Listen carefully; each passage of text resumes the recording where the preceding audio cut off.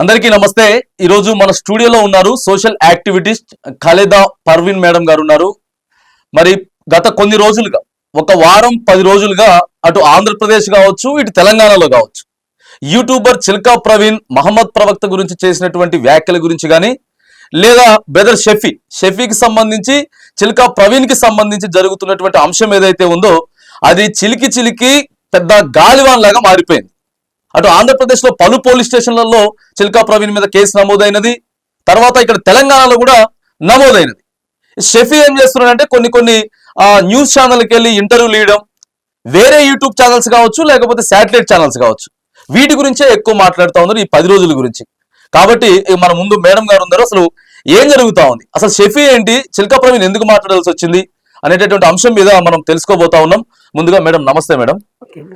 చెప్పండి, చిల్కా ప్రవీణ్ కి సంబంధించి షఫీకి సంబంధించి గత కొన్ని రోజులుగా వారు నడుస్తా ఉన్నది.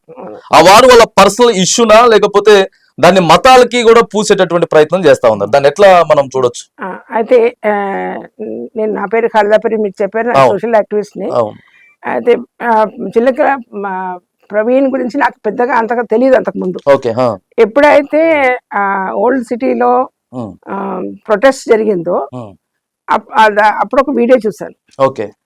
మన ప్రవీణ్ గారి యొక్క వీడియోలో ఇలాంటి డైలాగ్ పెట్టాడు, అది చూసాను. అది నాకు కూడా బాగా అనిపించలేదు, తప్పుగా అనిపించింది. ఆ తర్వాత ప్రొటెస్ట్ చూసాను, 2-3 దగ్గర ప్రొటెస్ట్ ఇంకా జరిగింది. ఆ తర్వాత ఇంకా కంటిన్యూస్ గా ప్రవీణ్ గారి వీడియో చూడడం నేను మొదలెట్టాను. ఒక తక్కువ దాదాపు ఒక 8-10 వీడియోస్ చూసాను. ఇప్పుడే తెలిసింది, అంటే ఈ వారంలోనే నాకు ప్రవీణ్ అంటే ఎవరో తెలిసింది. ఆ తర్వాత ఒక సోషల్ యాక్టివిస్ట్ తోటి ఆయన నెంబర్ కూడా తీసుకున్నాను. పర్సనల్ గా మాట్లాడదా, ఏంటయ్యా బాబు నువ్వు ఎందుకు ఇట్లా మాట్లాడుతున్నావు అని చెప్పి మాట్లాడదాన్ని చేస్తే ఫోన్ పనిచేయట్లేదు అంటే తర్వాత తెలిసింది ఆయన అసలు పోలీసు అబ్స్కాండ్ లో ఎక్కడొక్కడ ఉన్నాడని చెప్పి ఫోన్ ఇంకా సర్లే నేను పెట్టేశాను ఇంకా అట్లాగే. ఆ తర్వాత మళ్ళీ నేను చూస్తూనే ఉన్నప్పుడు మీ ఛానల్ నుంచి ఒకటి వచ్చిన తర్వాత మీ ఛానల్ వాళ్ళకి నేను మెసేజ్ పెట్టాను, నాకు మీ స్టూడియోలో వచ్చి ఈ విషయంలో మాట్లాడాలి, ఎందుకంటే ప్రవీణ్ గారికి మెసేజ్ ఇవ్వాలి నేను. మేడం మెయిన్ ఏంటంటే ఇక్కడ ఇదే స్టూడియోలో చిల్కా ప్రవీణ్ సంవత్సరాలు పనిచేసినాడు, అది తెలిసింది నాకు. ఆయనకు ఆశ్చర్యం లేదు అప్పుడు ఛానల్ ద్వారా తెలిసింది, అందుకే మీ ఛానల్ కి వస్తాను. అయితే అంటే ఒక మంచి ఉద్దేశంతో మీరు ఆయన్ని తీసుకొచ్చారు, ఇక్కడికి వచ్చి అవకతవకలు చేస్తే ఇక్కడ నుంచి వెళ్ళగొట్టారు, అది కూడా తెలిసిపోయింది. ఇక్కడ నుంచి దాడి జరిగింది, ఇక్కడ దాడి జరిగింది, దారి అది ఉంటది, తప్పనిసరిగా అలాంటివి ఎదుర్కోవాల్సి వస్తుంది. అయితే ఇప్పుడే తెలిసిన తర్వాత నేనేం చేశానంటే మళ్ళీ చూసినప్పుడు మళ్ళీ బ్రదర్ షఫీది గురించి కూడా వాళ్ళ 2-3 వీడియోలు నేను వాళ్ళు చూసాను, సిగ్నేచర్ స్టూడియోలో ఆయన చూసాను. అంటే ఇటు కొంచెం అటు కొంచెం చూడడానికి నాకు మంచి, అంటే బ్రదర్ షఫీ గురించి నాకు కొంచెం ముందు తెలుసు, ఎందుకంటే ముస్లిం కమ్యూనిటీలో ఉన్నాడు కాబట్టి ఆయన యాక్టివిటీస్ గురించి కొంచెం తెలుసు. అంత డీటెయిల్ గా తెలియకపోయినా he was a religious personal, religious promotion లో ఉంటాడు. ఇప్పుడేమో మోటివేషనల్ స్పీకర్, సిగ్నేచర్ స్టూడియోలో ఇంతకు ముందు కూడా ఒకసారి ఇంటర్వ్యూ, అంతవరకే, అంతకన్నా పెద్దగా నాకు పరిచయం లేదు, అంతకన్నా పెద్దగా డీప్ గా నేను వెళ్ళను కూడా లేదు. కాకపోతే ఇవాళ ఆయన ఇచ్చినటువంటి ఇంటర్వ్యూలు 2 కూడా మొత్తం విన్నాను అనమాట.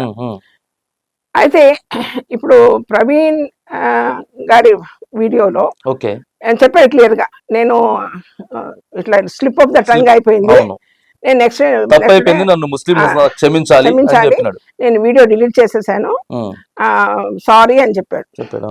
తర్వాత ఇంకోసారి కూడా సారీ అని చెప్పి డీటెయిల్ గా చెప్పాడు. తర్వాత ఇవాళ షఫీ గారి ద్వారా తెలిసిందంటే లైవ్ లో ఏదైతే పెట్టాడో అది అప్పుడు డిలీట్ చేయలేదు, ఆ మధ్యలో ఎఫ్ఐఆర్ లైన్. అయితే ఇక్కడ ప్రవీణ్ గారి మాటలు ఏంటంటే ఆయన ఎడిట్ చేసిన వీడియో పెట్టాడు, ఇక్కడ ఒక మాట అక్కడ ఒక మాట ఎడిట్ చేసి పెట్టాడు అని అంటున్నాడు. ఇవన్నీ ఇన్వెస్టిగేషన్ లో మేము వెళ్ళటం లేదు. ఇప్పుడు నేను చెప్పాల్సింది ఏంటంటే ప్రవీణ్ గారికి స్పెషల్ గా, మీకు షఫీకి ఎలాంటి వైర్యం ఉంటే మీరు చూసుకోవాలి. ఒక దగ్గర కూర్చొని మాట్లాడుకుంటారా, డిబేట్ చేస్తారా, డిస్కస్ చేస్తారా, తన్నుకుంటారా, కొట్టుకుంటారా, ఏం చేసుకుంటారు, ఎఫ్ఐఆర్ వేసి చేసుకుంటారా, కోర్టులో పోతారా, ఏం చేసుకోండి. కానీ షఫీ మీద కోపంతో మీరు షఫీ యొక్క రిలీజియన్ అంటే ఇస్లాం, మా రిలీజియన్. అవును. ఆ రిలీజియన్ మీద మీరు అటాక్ చేశారు. అంటే ప్రాఫెట్ మహమ్మద్ గారి యొక్క వయస్సు మాట్లాడుతూ, వారి వివాహం గురించి మాట్లాడుతూ, వాళ్ళ భార్యల గురించి ప్రస్తావిస్తూ ఎక్స్ప్లెనేషన్ ఏ విధంగా ఇచ్చారే అది తప్పుడు ఎక్స్ప్లెనేషన్ అండి. అది నీచమైన ఎక్స్ప్లెనేషన్. హాఫ్ నాలెడ్జ్ తో ఇచ్చినట్టే. హాఫ్ నాలెడ్జ్ కూడా పర్వాలేదండి, నాట్ నాలెడ్జ్ చేస్తాను. నీచమైన అటువంటి అంటే ఇన్సల్టింగ్ పర్పస్ అన్నమాట. అంటే మీరు డెలిబరేట్ గా చేయలేదు, అది కావాలని. అంటే షఫీని డిఫేమ్ చేయడానికి షఫీ యొక్క ప్రాఫిట్ ని కూడా ఇంత దిగజార్చి మాట్లాడగలనట్టుగా మీరు మాట్లాడారు. అది తప్పు చేశారు. ఒక వ్యక్తి వేరే, వ్యవస్థ వేరే కదా మేడం. ఇప్పుడు వ్యక్తికి సంబంధించి మొత్తం మతాన్ని బూయడం అనేది కరెక్ట్ కాదు. అంటే అది మీరు స్లిప్ ఆఫ్ ద టంగ్ అని చెప్పడానికి వీల్లేదు. సారీ ఎట్లా చెప్పారు మీరు? వయసు వరకే చెప్పారు. అట్లా కాకుండా వయసు వలన మాకేం పెద్ద మనస్తాపం చేయలేదు. మీరు ఎవరు ఎక్స్ప్లెనేషన్ చేశారో అది మొత్తం ముస్లిం కమ్యూనిటీలోకి మనస్తాపం తెచ్చిపెట్టింది. అలా మీరు సారీ చెప్పలేదు. సరే, ఇంకా తర్వాత షఫీ గారి యొక్క క్యారెక్టర్ అసాసినేషన్ క్యారెక్టర్ గురించి ఏమో మీరు చెప్తున్న ఎవిడెన్స్ మీ దగ్గర ఉండొచ్చు. చంపేశారు, చంపి వాళ్ళ వైఫ్ ని కూడా ఏపీలో హోటల్లో పెట్టారు, ఇదంతా చెప్తున్నారు కదా. ఇవన్నీ మీ దగ్గర ఉండొచ్చు ఎవిడెన్సెస్. ఉంటే ఆ ఎవిడెన్స్ ని బట్టి మీకు ఎలాంటి స్టెప్ తీసుకోవాలో మన దగ్గర అన్ని ప్రాసెస్ ఉన్నాయి, ప్రొసీజర్లు అన్ని ఉన్నాయి. పోలీస్ స్టేషన్ ఉంది, కోర్టు ఉన్నాయి, అన్ని ఉన్నాయి. వెళ్ళండి, కేసు పెట్టండి. కానీ ఆ వైద్యంతో ఈ విధంగా ఏడ్ చేయడంలో చేస్తే మన ప్రజల్లో ఇప్పటికీ జర్నలిజం పైన చాలా నమ్మకం ఉంది. నమ్మకం. ఏడ్లో వచ్చినటువంటి ఏ చెత్త మాట్లాడినా కూడా చాలా మంది నమ్మే దీంట్లో ఉన్న స్థితిలో ఉన్నారు. అలాంటప్పుడు ఇంతమంది మనోభావాలు దెబ్బతినేటువంటి మాటలు మాట్లాడితే ఎట్లా ఊరుకుంటారనుకున్నారు? అదొక పెద్ద పొరపాటు చేశాడు. అయితే ఇంకా పెద్ద గ్రేవ్ మిస్టేక్ ఏం చేశాడంటే, నాకు అసలు ఆయన గురించి చెప్పాలి కొంచెం, ఒక మాట చెప్పండి. ప్రవీణ్ గారు, మీరు ఈ వీడియోతో తప్పకుండా చూస్తారు. మన దగ్గర నుంచి ఈ ఛానల్ నుంచి వచ్చిన వీడియో తప్పకుండా చూస్తారు. అయితే మీలో నెగటివిటీ నిండిపోయింది. మీకు జరిగినటువంటి కొన్ని అనివార్య కారణాలు కావచ్చు, ఫైనాన్షియల్ ఇష్యూ కావచ్చు, జర్నలిజం డిపార్ట్మెంటల్ గొడవలు కావచ్చు, ఏదైనా కావచ్చు. దానివల్ల మీకు వైద్యం మీలో పెరిగి పెరిగి పెరిగి మీలో మీ జర్నలిజం లాంగ్వేజ్ మారిపోయింది. ఫ్రస్ట్రేషన్ తర్వాత అది ఫ్రస్ట్రేషన్ కూడా ఎలాంటి మాట అంటే ఇంకా ఇట్లా పూట్లు పడిచేటువంటి మాటలు అదో జర్నలిస్ట్ పనికిరాదు. ఇన్సల్టింగ్, క్యారెక్టర్ అసాసినేషన్ చేసినట్టు మళ్ళీ ఎగతాళి చేస్తూ ఒక జర్నలిస్ట్ ఎవరైనా కరెక్షన్ చేస్తే ఎగతాళి చేసేట్టుగా మాట్లాడకూడదు. నేను మీరు ఇంత చెప్పినప్పుడు మీ మీద చాలా కోపం ఉందండి నాకు, కానీ అయినా కూడా ప్రవీణ్ గారు అని పిలుస్తున్నాను. అది మన ఎథిక్స్ అండి, అది మన వాల్యూస్. అట్లా ఉండాలి మనం. కాబట్టి మీరు ఆ ఎథిక్స్ ని, వాల్యూస్ అన్ని వదిలిపెట్టేసి వాడు వీడు మాట్లాడుతూ ఎంత దిగారంటే మతపరమైనటువంటి నమ్మకాలని కూడా పాడు చేసే ప్రయత్నం చేశారు. నెగటివిటీ మీలో నిండిపోయింది. మీకు కౌన్సిలింగ్ అవసరం, అంటే మెంటల్ అయిపోతారు, ఎర్రగడ్డకి వెళ్ళిపోతారు మీరు ఈ విధంగా ఉన్నట్లయితే. అది చెప్పడానికి వచ్చాను. మీరు బయటకు వచ్చిన తర్వాత పోలీసు పట్టుకుంటారు, ఏం చేస్తారు, మరి మీరు బయటకు వస్తారు. మీరు వెంటనే ఒక కౌన్సిలింగ్, సైకాట్రిస్ట్ దగ్గరికి వెళ్ళి, సైకాలజిస్ట్ దగ్గరికి వెళ్ళి కౌన్సిలింగ్ సెషన్ తీసుకోండి. మీ నెగటివిటీ ఉన్నటువంటి మీ మైండ్ లో అన్ని పోయి పాజిటివిటీ వస్తే మీరు మంచి జర్నలిస్ట్ గా రాణించగలరు. మీలో ఆ ప్రావీణ్యత. ఎందుకంటే ఇప్పుడు అసలుకే కొంత ముస్లిం, హిందూ ఇదంతా కూడా నడుస్తా ఉంది. ఈ నడిచేటటువంటి సమయంలో ఇలాంటి వాళ్ళు ఇట్లా మాట్లాడితే అది ఇంకా ఎక్కువ అయ్యేటటువంటి అవకాశం ఉంటుంది. ఇతను అసలు యాక్చువల్లీ బేసిక్లీ ఇంకొంచెం వీడియో చూస్తే అన్యాయం ఎవరికి జరిగితే వాళ్ళ గురించి పోట్లాడే వ్యక్తి. అలాంటి వ్యక్తి పోయి ఈ విధంగా తయారయ్యాడేంటి నాకు బాధ. ఈ విధంగా అందుకే అంటున్నాను, కౌన్సిలింగ్ తీసుకోండి, కొంచెం మీరు పాజిటివ్ అయిపోతారు, మళ్ళీ పనికి వస్తారు. తర్వాత ఇంకొక విషయం, ఎంత లేఖిగా మీరు ప్రవర్తించారంటే, ఎంత హేయంగా ప్రవర్తించారంటే ప్రవీణ్ గారు, మీరు వినండి. ఉర్దూలో ఒక సామెత ఉంది, దుష్మన్ కా దుష్మన్ దోస్త్, శత్రువుకి శత్రువు దోస్త్ అయిపోతారు. అంటే ఇప్పుడు మీరు ఒక వీడియోలో ఏం చెప్తాడంటే, ఆ వీడియో కావాలని మీకు ఫార్వర్డ్ చేస్తాను, ప్లే చేయమంటే ప్లే కూడా చేస్తాను. దాంట్లో ఏం చెప్తాడంటే RSS, BJP, Bajrang Dal, VHP వీళ్ళని అడ్రస్ చేస్తూ మీ ద్వారా కొంత హిందూ పీపుల్ మీద కొంత ట్యాక్స్ అవి చేస్తుంటారు కాబట్టి కొంచెం నేను మీతో ఏకీభవించలేదు, కానీ ఈ షఫీ విషయంలో మీకు 100కి 200% నేను ఏకీభవిస్తాను, వీళ్ళు పట్టుకోండి, వీళ్ళు అన్నండి చేయండి అంటున్నాడు.